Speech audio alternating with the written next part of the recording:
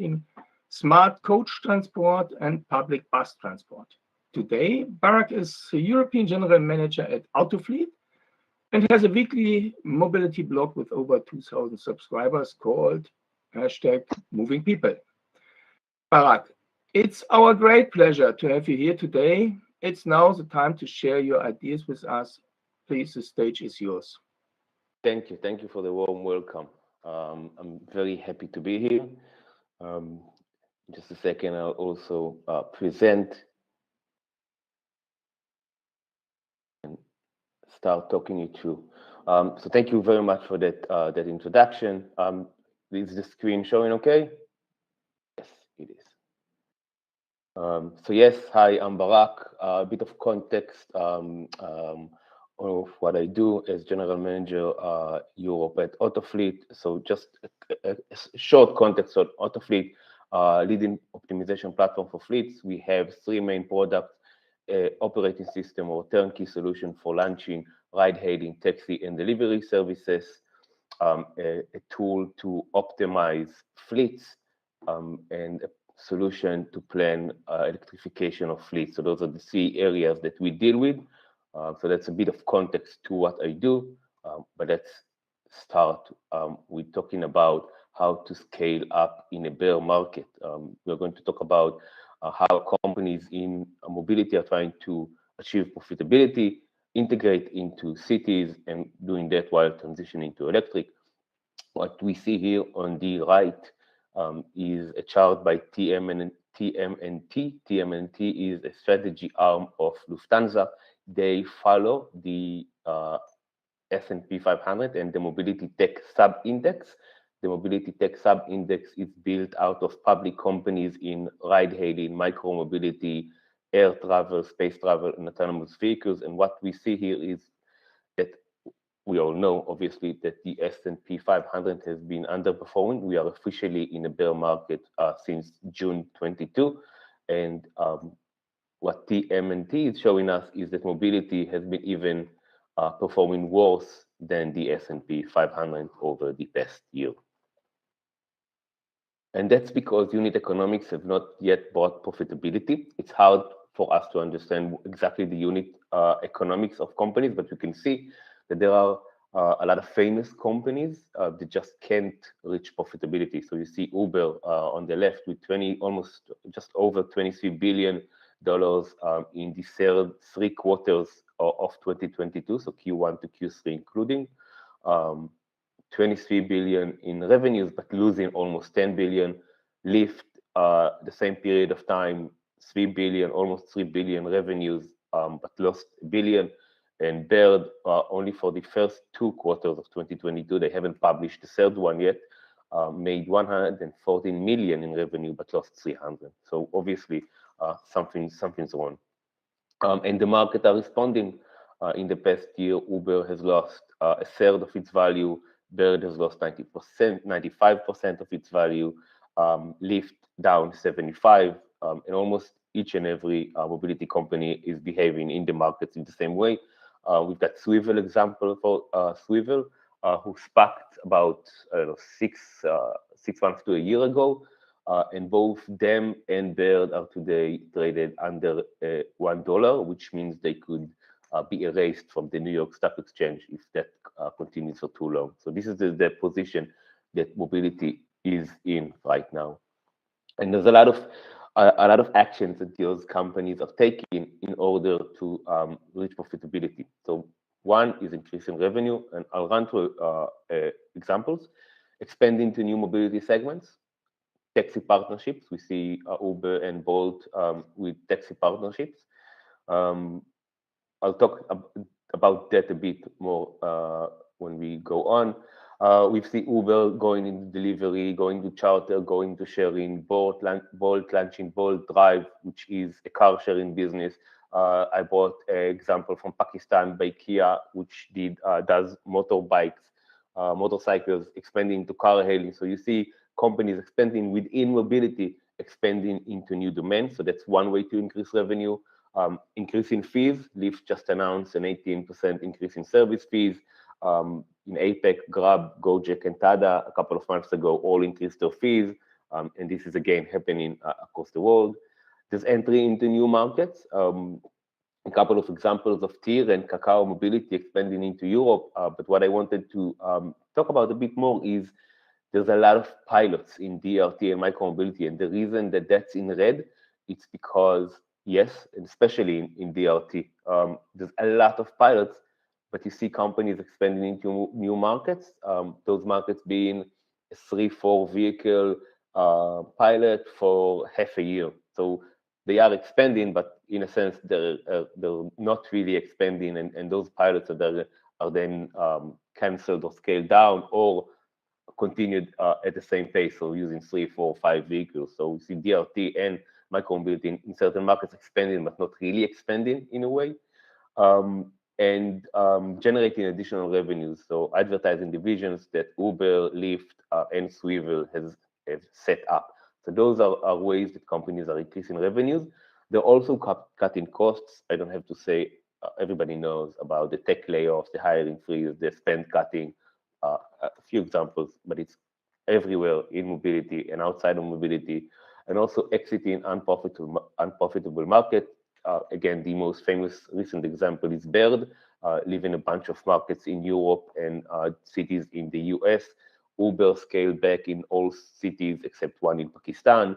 GoTo, which is a car sharing solution, exited Malta a couple of months ago, and we see companies trying to create profitability, not only by increasing revenues, which was the previous slide, but also by cutting costs and exiting unprofitable markets. Companies also have to deal with legislators and regulators who are trying to set the industry standards. They missed the boat in a way on ride hailing, but then when micromobility and quick delivery came, regulators were more ready. The fiercest battle is what are drivers? Are drivers independent contractors? Are they workers? Are they employees?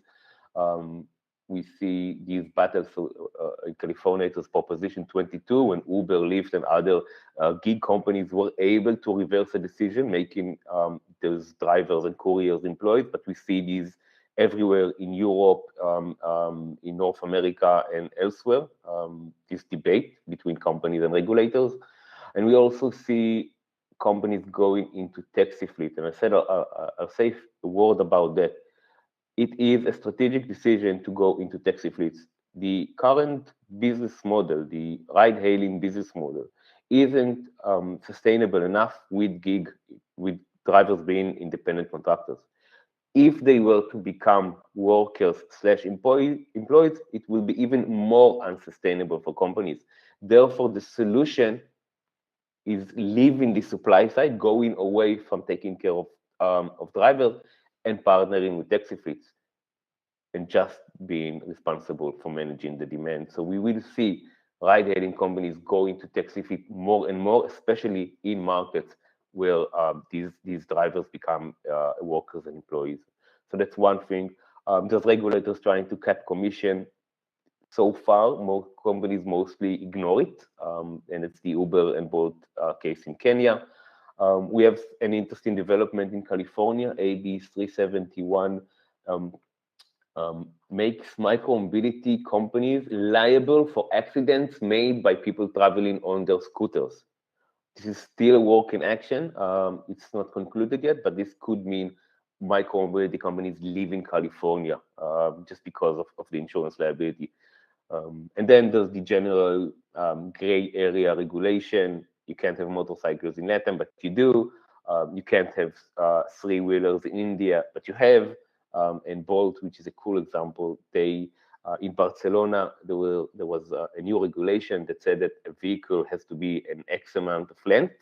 And then they just added to their vehicles about 30 centimeters of rear end to make them fit the current regulation. So it's a cat and mouse game that companies are playing in order to stay in the game, in order to be able to achieve profitability.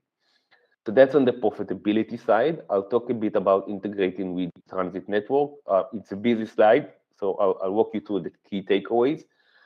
On the right, you see the number of scooters in Stockholm, risen to about 22,000. And at a certain point, Stockholm decided it doesn't want that many scooters anymore, and the number was reduced to 10,000 instantly. And this is a great example of how cities control micromobility.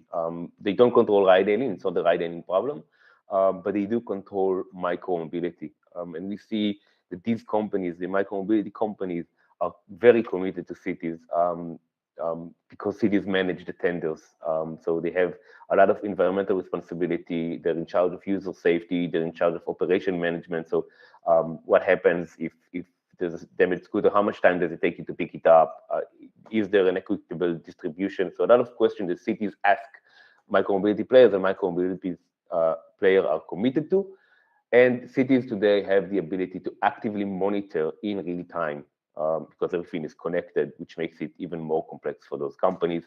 So that's on one end. And the second is working together. A lot of these companies are joining mass alliances, connecting to FreeNow and Moovit, and trying to increase revenues and be a part of the transit network, both by partnering with city and by partnering with business, B2B solutions, business solutions. The last topic I want to talk about is going electric. It's slow and complex. I think that's the title. Take Uber, for example. Uber is committed for an all-electric fleet in London in 2025. And it is going slowly and with a lot of complexity. And the market itself is very slow in adopting electric vehicles. One, because there was the chip shortage, the manufacturing woes and challenges, and also how to place infrastructure, and placing infrastructure takes time. And you see here an example of Rivian, which is an electric vehicle manufacturer, which is representative really of the industry and the hardship that the industry is having with manufacturing challenges and then adoption of vehicles on the other side. So we've talked about how to scale up. We talked about increasing revenue, cutting costs, and dealing with regulators as a way to try to achieve sustainable business model, working with cities and business solutions in order to integrate to those transit networks, and the transition to electric being slow and complex. In a way, companies just have to wait the next year and a half, 2 years out doing what they do, hoping for market environment to get better in the meantime and reaching profitability while that happens. Thank you. Thank you, Barak, for your keynote, sharing your comprehensive insight in scaling up a beer market. So maybe we can start a discussion in the chat in parallel, but now it's, I think, a perfect time to integrate Jeev, Chris, and Varun in our discussion. But first, I'd like to introduce them to all of you. So we planned to have Pia Leroux with us, but she just informed us that she will not be available as she has issues with the internet that is interrupted. So we continue with Jeev Sahu. He's partner with Prime Advantage Capital Partners in London, leading the energy sector with an active overlap of e-mobility and sustainability projects. He also leads projects to and from India, the UK, and EU. With 20 years of experience across Europe and Asia, he specializes in strategy, consulting, business development, pre-Series A fundraising. His broad experience in EVs and mental well-being. Pies van der Poel is a consultant and analyst who is always on the verge of energy, mobility, and data. He has used urban analytics to model the results of energy and mobility transition. He also has modeled and mapped the transition towards electromobility for all major and most minor cities, all grid operators, and the private operators in the Netherlands. He knows the challenges involved in modeling transitions from the different perspective. And Varun Kaur For the past 10 years, he has been building operations globally for organizations within the logistics and mobility space. He's a seasoned operations and risk compliance leader and is currently working for a leading global fintech organization. His experience in scaling business in different parts of the world has helped him for a unique perspective on the nuances of how mobility needs and challenges differ across the globe. So, dear audience, at this point, I'd like to give you a general note again and invite you all to share your questions about the keynote and around our topics today. What risks in mobility we should understand and manage? You can send your questions in the Q&A section of this meeting room. Later, I will pick up some of your questions to discuss among our panelists. Please do not wait until the end of the panel to send your questions. You can do it anytime starting from now. So now let's start our panel with Barak, Jeev, Gijs, and Varun and come to the first talking point. Especially in the keynote, we learned about current challenges of scaling up the beer market. We should be curious to see how the steady decline in funding, despite record levels of available capital, will affect the further development of future mobility. But let me add a few thoughts on this subject. So, does the current macroeconomic environment create a particular risk of slowing innovation? Should we expect the economic slowdown in major economies to have an impact on mobility projects? Do this additional financial risk also affect electromobility? Or does the discussion about the sustainable and resilient energy supply have the potential to accelerate certain mobility projects? For example, electric vehicles for the energy transition. And what might be the impact of the respective governments, regulators, and local authorities? Will they be able to balance local, regional, and global interests, especially in the usually highly regulated markets of mobility and energy? So, Gijs and Varun, the first questions I would like to address to you first, and after that we would like also to hear from the view from Barak. Gijs, how is the current economic slowdown affecting mobility projects? And to Gijs, are electric cars a threat or an opportunity to the electric grid? And if so, if it is a problem, why? And to Varun and Entry, do you have an example of a good partnership with where administrations and mobility companies came together to solve a problem? And maybe, Barak, you can add something on how mobility services can become profitable in the current macroeconomic environment. So, please, Gijs, would you like to start? Perfect. Thanks, Bernd. And thanks, Barak, for the great study. It was amazing. So, yeah, the slowdown and mobility projects are quite well related. It means from the definition of mobility, the ability to move around. If you Google it, if you look at the dictionary, and this is what we are looking at.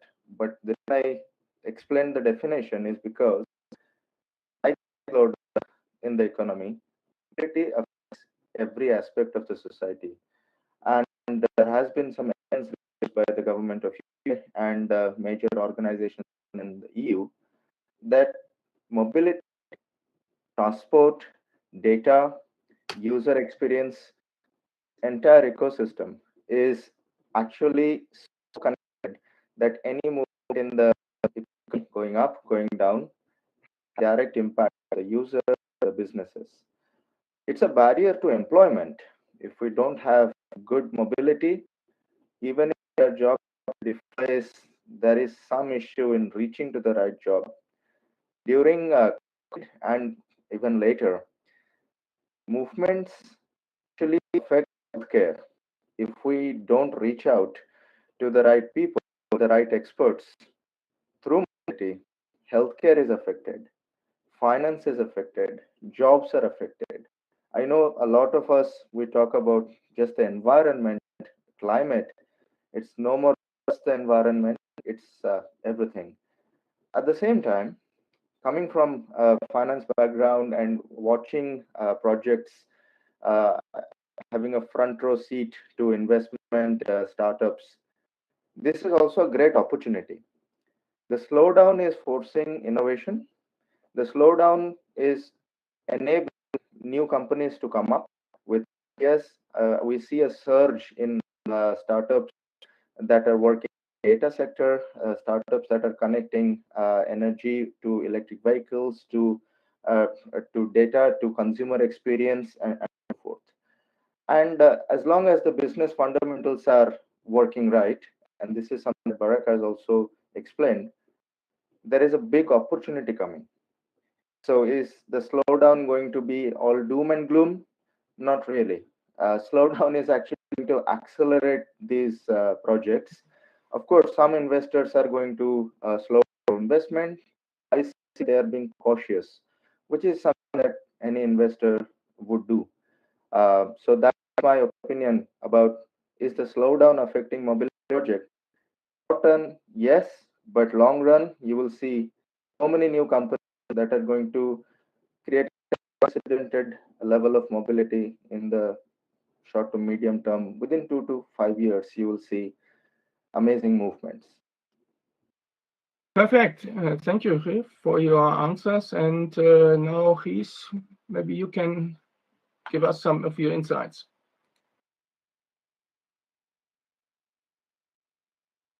Riz, we cannot hear, at least I cannot hear you. No.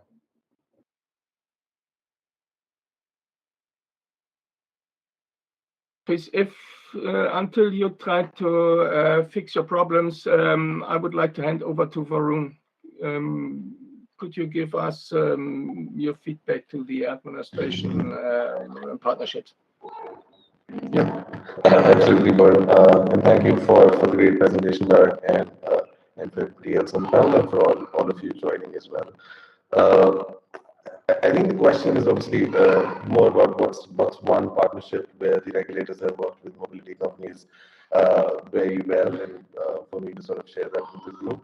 I would maybe take a step back first and quickly talk about my perspective on how I see the mobility sector and the different players that operate in the sector. So I see mobility sector companies filling in three types of needs when they're sort of set up. In my experience, the first one from my perspective is there's a lot of markets in the world where there's public infrastructure missing in certain cases. And that public infrastructure is sometimes brought in by different types of companies. They come in and help build it to a bend for whatever the regulators or the governments have not been able to build in certain cases. The second one is there's some amount of infrastructure present, but it doesn't necessarily work really well. There's opportunities and improvements that can happen in those directions. And I'm thinking more like last mile deliveries. I'm thinking situations like those. And then there's the third one, where things are existing, they're working fine, but we're looking more towards a future direction where we say, all right, we do things fine, we travel, we have the right infrastructure in good capacity, but we cannot be doing this forever. So I'm thinking, micromobility, I'm thinking getting more environmental friendly cars and similar things in the future. So I think most of the mobility companies try to solve one or more than one problems within these three buckets. And that's where the sort of unison between the regulators and the mobility companies comes together. When I thought about the risks of what is it that is the biggest risk in the market right now, I was thinking about risks not just for the mobility companies, but for the users as well as the governments and the regulators as a whole. So, and the best example of a good partnership that comes to mind for me is a couple actually. So one is where the ride-sharing companies and a lot of other tech companies that I've seen started working with the regulators in the markets in those parts of the world, where essentially the economy was growing and the regulators were obviously playing catch up to build the right logistics and the right mobility for them. And then there was this ton of data which the massive ride-sharing companies and a lot of other big mobility companies had. And both of them came together, they partnered on that data and started sharing that data with each other for some of the big cities in the world. And using that data, they started building their public infrastructure. They started building the modal transportation, the frequency of the existing transportation to meet the needs of what the actual public needs. Now, this is where the two government and the logistics and the mobility companies come together and sort of try to solve the user problems and brings greater good. And I think Barrett talked a lot about how there's more integration coming into the solutions that the mobility companies are building. There's obviously a certain element, I believe, of getting more profitable and sort of achieving a point where it's sort of making good business sense. But there's also an element of just getting a full-fledged mobility solution built within a certain app. So when the governments work together, the mobility companies try to integrate the whole flow together. So that's again, from a user perspective, a risk that gets mitigated. They don't have to worry about taking the subway and then taking ride sharing and then taking something else. So it all comes together. It's good for user experience. So there's a few examples I've seen like these around the world where it is successfully piloted, and the partnership between both the regulators as well as the mobility companies has truly blossomed and shown great results for our end users. Perfect. Thank you. So as far as I understand, so we should not also collaborate cross-sectoral on the horizontal level, so also vertically between the hierarchies of regulations and also implementation and usage. There should be an exchange or collaboration just to foster fruitful development. And maybe with this, we can also hand over to Chris with the threats or opportunities to the electricity grid. Oh, hopefully you're now able to hear me. Perfect. Didn't change a thing, but here we are. I figured it might be good because we're in a field of mobility experts to talk a little bit about why electromobility is so challenging for energy companies, energy systems, anyone working within the energy field. And because my partner is English, I will do that using the analogy of tea, or more importantly, kettles. So as you know, if you look around your house, you see a lot of sockets, and you can plug a kettle into every single socket of your house, and if you turn it on, it'll work. However, if you put a kettle in every single socket of your house and you turn them on at the same time, you're going to blow a fuse. And no one challenges this, because that's how it works. Everyone understands that if you do that, the peak load is going to be way too high. You're going to blow up your fuses. And the energy grid in itself is built in a similar way. The connection to your house is very often big enough so you can put a lot of kettles in, or at least a few. But if everyone in your street or everyone in your neighborhood puts a kettle in their house, and not even in every socket, just one kettle in every house, turns it on, it'll blow the fuses of the street. And the reason is because that never happens. Even though technically speaking that can work, it never happens. And I think the most important lesson today when it comes to risks and technological changes is that we very much look at the technical side of things. Mm-hmm. We look at technology, and you'll learn that in the solution for the why the electric car can be a solution as well. Because what happens now is, to give you a general idea, I'm going to put in a few numbers. I try to limit that as much as I can. But to give you an idea, a house uses about 1 kilowatt peak here in the Netherlands, a little bit below that, 0.8, 0.9. So 1 kilowatt.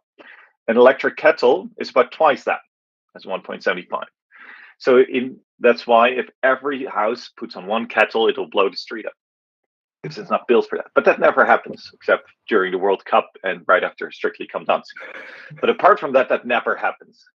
So you don't need to build for that. But now we have electric cars, and every electric car is anywhere between 3.7 and 11 kilowatts. So that's 2 kettles or 4 households to start with, up to 12 households. And those are not weirdly high numbers. That's quite an average.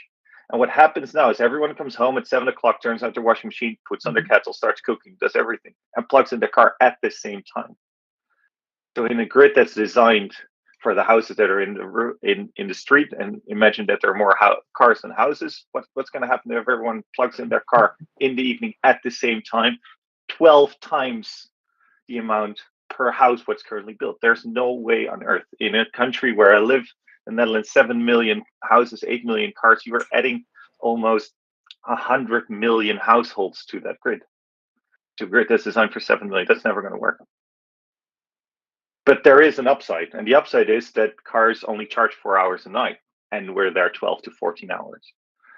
So that means we could also move it around and put it and let it charge at times where the electricity grid can function.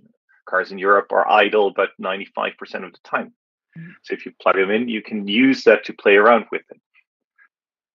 And that is what's currently happening. But the issue is it's an electrical technical problem for electric technical engineers, and they're trying to find electrotechnical solutions.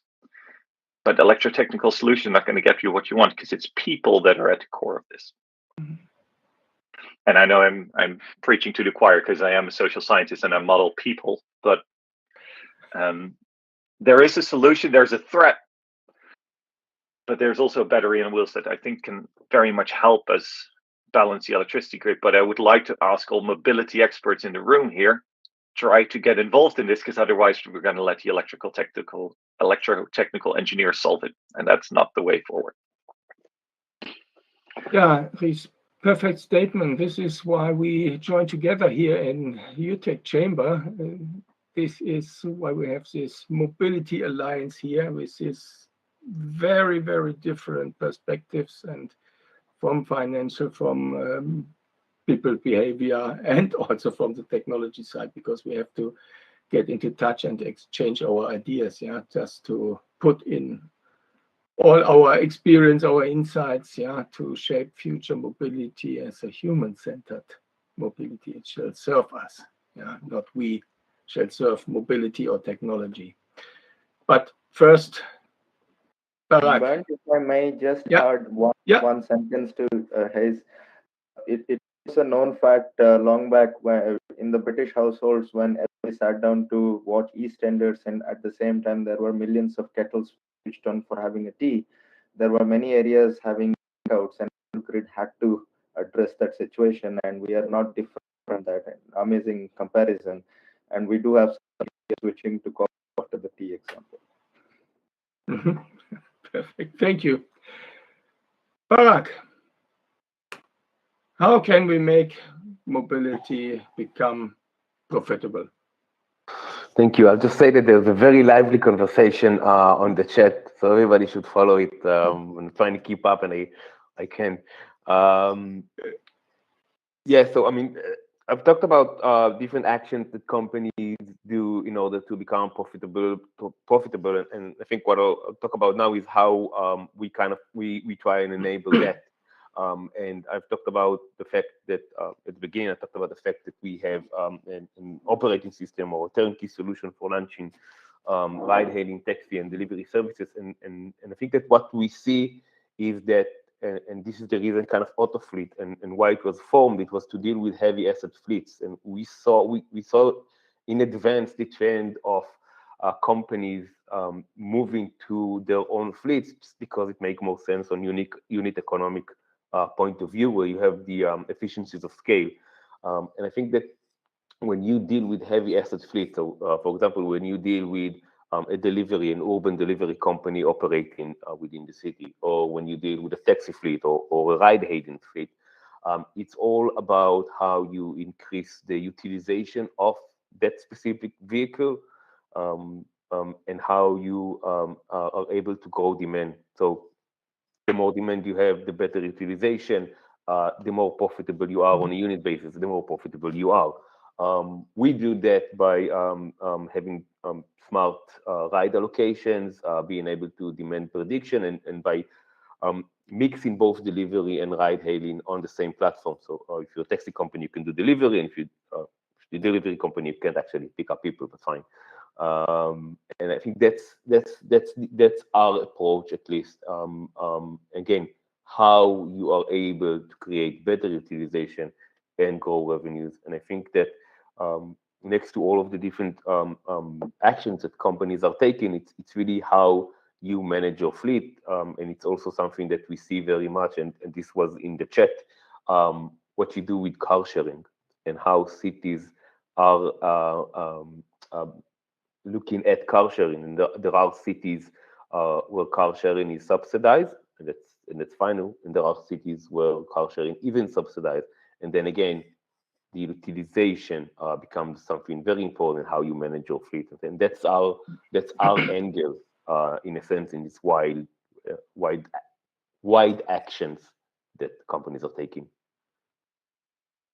Okay, so thank you very much, Barak, Rief, and Riz and Varun, so for your help in focusing our minds on also on some risk of future mobility, and that we should perhaps better understand so that we can manage them. So knowing these risks, how can we shape the framework or mitigation, what are mitigation strategies in a way that we can still make progress with the organization of a sustainable human-centered mobility?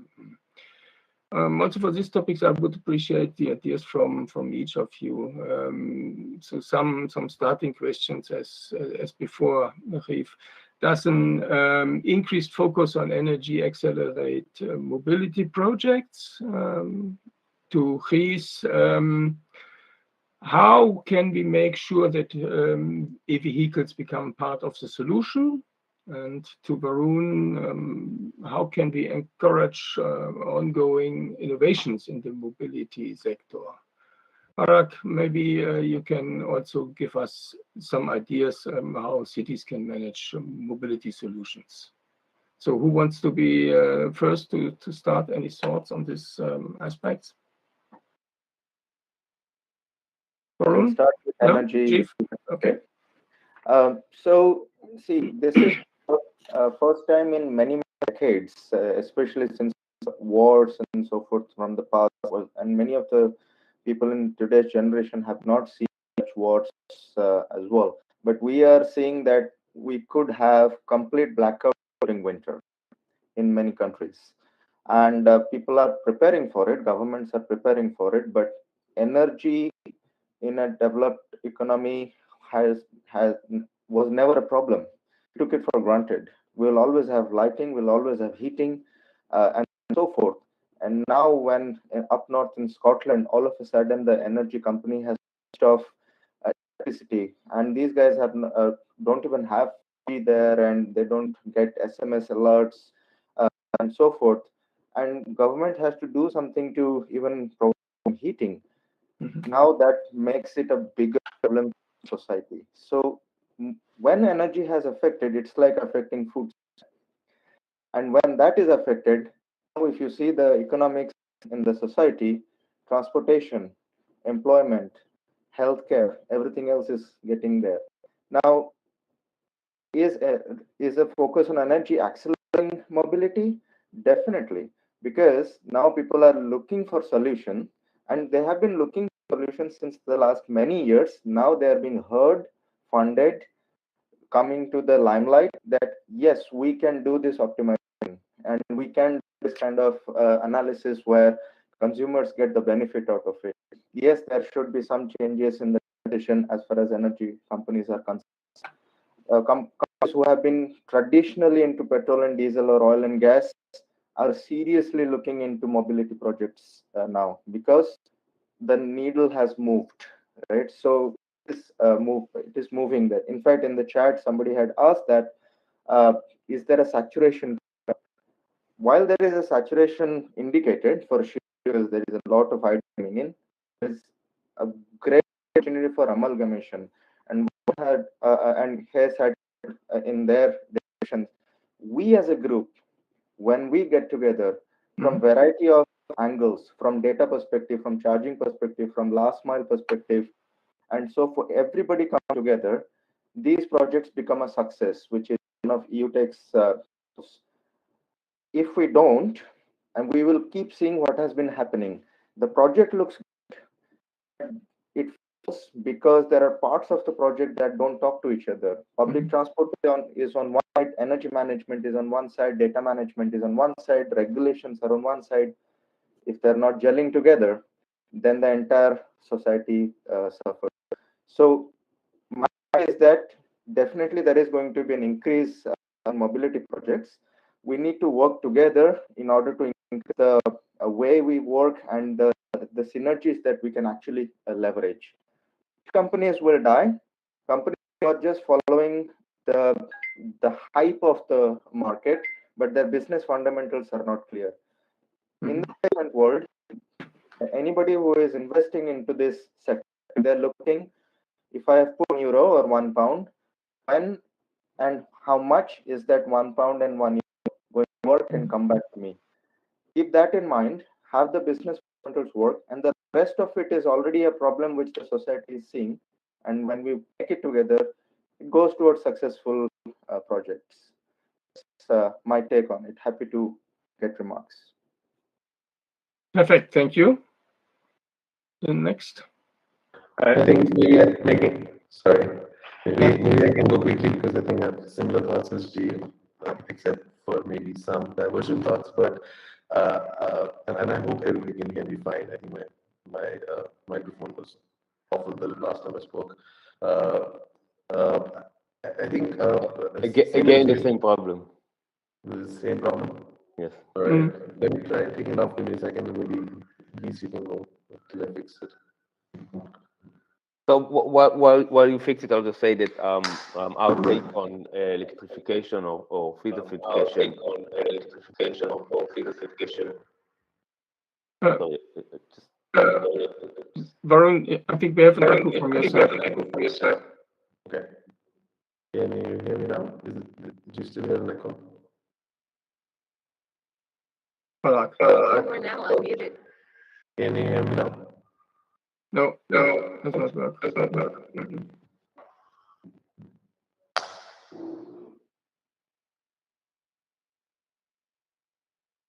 Okay, I'll give it one shot and then it's no. Oh, sorry. So yeah, I'll give an example. So we talked about electrification, and it came up in the chat as well. It really depends, but we see actually private companies that are trying to do it more and more, whether it's Amazon in delivery or just companies, Uber, which I gave the example before. But what we'll see in electrification is the challenges that companies are having. For example, we work with one OEM who's trying to make his customers switch to electric trucks and buses. And that's a major challenge because of the readiness of the technology. And we have another interesting company that we're talking to, which is a big utility player, big European utility players, and then they have technicians, and they want to switch their fleet to electric, but those technicians don't have where to charge at home, and to add to that, they need to be on call because again it's electricity and gas, and then so they need to be on call. They don't always have a place to charge at home, and they still want to switch them to electric, which is fine, which is understandable, which is great. But there are a lot of complexities around that and how you plan it and where you place chargers, and then private chargers and public chargers and state chargers, and the energy crisis. So I mean, in terms of electrification and fleet electrification, we see a lot of challenges. We come in on the planning side, trying to help those companies plan the switch to electric, but there are a lot of external concerns in a way that make it hard for fleets to transition.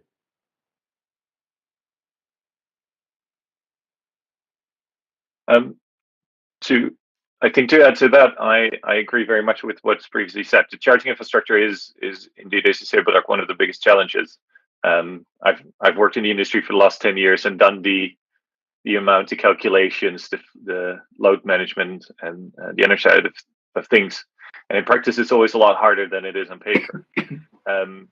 What you said, I think, is key to the question you asked me, Bernd, as well, is the collaboration between different worlds that never work together. We've seen it in the Netherlands here with the bus transition to electric buses, that bus companies all of a sudden had to talk to grid operators and energy companies. Those are worlds that never have talked to each other in their lives, don't even know they exist very often, let alone what the problems is and how to talk to each other. And I think so the collaboration is one, and trying to understand why another organization is stressed, I think, is important. We're two fields very heavily changing, and that stresses us out, and that's a very natural reaction. But we need to be rational about these things and and don't get too worried about it. And one of the having said that, I think one of the biggest challenges in these kind of things, and it's been in the chat as well, is standardization. So say user-centric, as I said before, that's key. The user is the end, and standardization is key. And that means that we're very often would like our own solution, our own thing, our own everything, and then push it forward. But especially in this, you need to collaborate with your competitors, because if at least the majority of the market agrees, then you can have a standardized thing. And we've seen it in the Netherlands where plugs and charging, let's say charging paying systems were standardized very early on, where in other countries, in the UK and Sweden, it wasn't, and it still isn't. So you need a variety because there are no standards. Everyone wants their own solution. Everyone wants their own system. So I think the key is that human-centered collaboration and having a bit of empathy for the other person in the room. And their challenges that they're facing and their stress that they're facing, I think can get us very, very long way. Yeah, no, I'm going to leave it with that. I like that. That's a good, I like my own closing speech on that. So, powerful word, empathy. That empathy is very important. And this is where policymakers and regulators also should come in and have come to some extent in the standard and collaboration. And groups like ours should be even progressing further.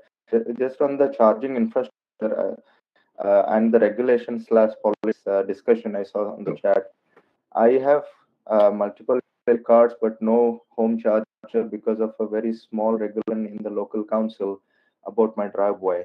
So these kind of things, the person doing the regulation in the local council has no interest or understanding of need for electric, even when people want to go for electric. And similarly, certain councils are doing like a £70 fine if you charge more than 30 minutes, and the charger is a 3 mode. So those kind of things have to.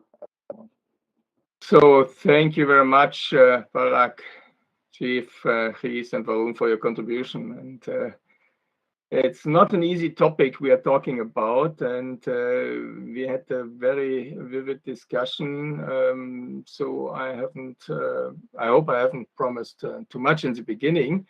So in the end, we have to solve a global challenge, and therefore we need the local, regional, national, global alliances coming together to create awareness and foster collaboration to establish the required solutions, for our future mobility. The Q&A session, I think, was done in parallel. We had also a vivid discussion here on our chat, and you also picked up some of the questions. So short wrap up was done in this session also. So I like here to directly jump over to the closing. Big thank you, Barak, for your keynote speech, and thanks to you, Chief, Gijs, and Varun for having shared your views in this succinct and structured way, and not only your thoughts and insight of this topic itself and beyond, which you take will honor our panelists in a specific way. And Sarah, please provide the gifts to our panelists. Yeah, we thank you all. Really, we appreciate your efforts here and your comments, ideas, we learned a lot. And that's why we provide our appreciation by planting a tree in Africa for yourself, to your name, Barak. But not only for you, Barak, of course, we have one tree planted for each of you, to you, Gijs, also. And of course, for Steve as well. And hope we can hear you more, Varun, at the NATI meeting on 22nd. And thank you again. And hope to see you soon again. Thank you. Back to you, Bernd. Thank you very much. So to you all, please do get in touch with us for any questions, thoughts, and ideas that have arisen here from this talk. There are many ways to get to know us and our work better. One is participating in our monthly events like this one today, and also our next meetings to connect with other experts and to evaluate and discuss the solution space for system change in mobility. So thank you everybody for your participation. See you next time. Have a good day. Bye-bye. Bye, everybody. Thank you. Yeah. Thank you. Cheers.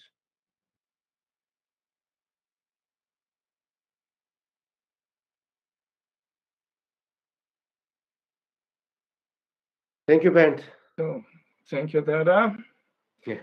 This was again a very interesting positions. Yeah. So many topics, and also from our travel from with the Senate to Prague. Yeah, this is important as we do this work, especially the last statements from Ries, bringing all these people together from the different perspectives, exchanging on this sector, and then putting out some recommendations.